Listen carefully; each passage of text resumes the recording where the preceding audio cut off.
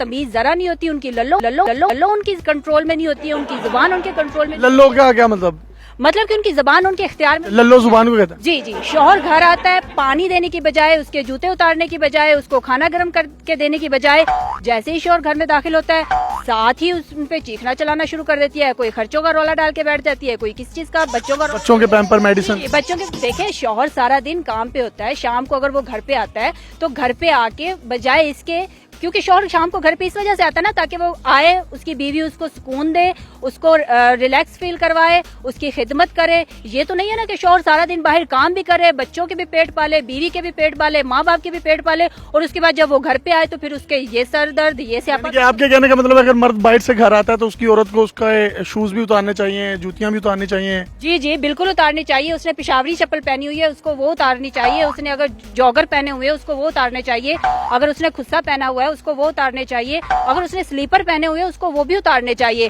नहीं, शौहर घर आया, बीवी की जुबान चलना शुरू हो गई। जैसे ही बीवी की जुबान चलेगी तो जाहिर सी बात है फिर वही जूते वही स्लीपर तो फिर उसको पड़ेंगे ना। फिर जब पड़ते हैं तो फिर फेसबुक और सोशल मीडिया इनके हाथ आ जाता है। मैम, हमने ये भी देखा कि कोई भी औरत अगर उसके खिलाफ कोई भी एक्शन हो या उस पर किसी भी किस्म का कोई तशद्दुद हो, और तशद्दुद किसी भी किस्म का हो, वो गलत है, लेकिन अगर वहां पर वो ठीक भी हो या गलत हो और वो कहीं कंप्लेन कर दे तो सब लोग जो हैं वो औरत के साथ खड़े हो जाते हैं। हो सकता है उसमें उसकी गलती भी हो, तो इस बारे में आपका पॉइंट ऑफ व्यू क्या है?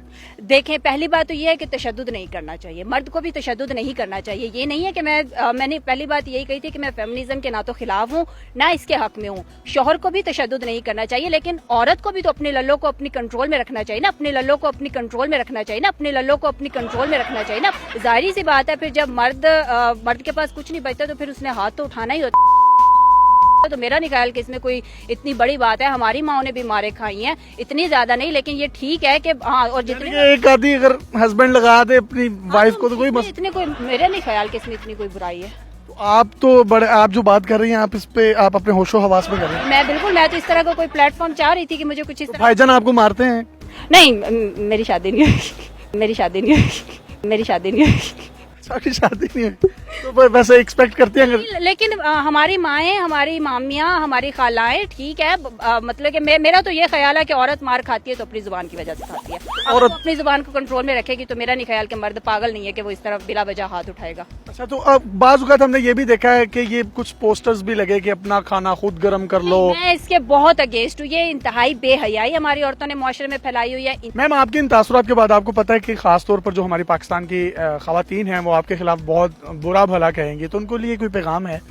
जी, मुझे पता है कि मुझे बहुत सी खवातीन बुरा भला कहेंगी। पहले इनकी लल्लो इनके कंट्रोल में नहीं होती है, फिर इनके अंगूठे इनके कंट्रोल में नहीं होती है, और उन्हीं मोबाइलों से ये लोग, जो मोबाइल इनके भाइयों ने लेकर दिए हैं, इनके बाप ने लेकर दिए हैं, इनके हस्बैंड्स ने इनको लेकर दिए हैं, उन्हीं मोबाइलों से ये उन्हीं के खिलाफ लिखना शुरू हो जाती हैं। तो मेरा ख्याल है कि ये गलत, ऐसा नहीं होना चाहिए।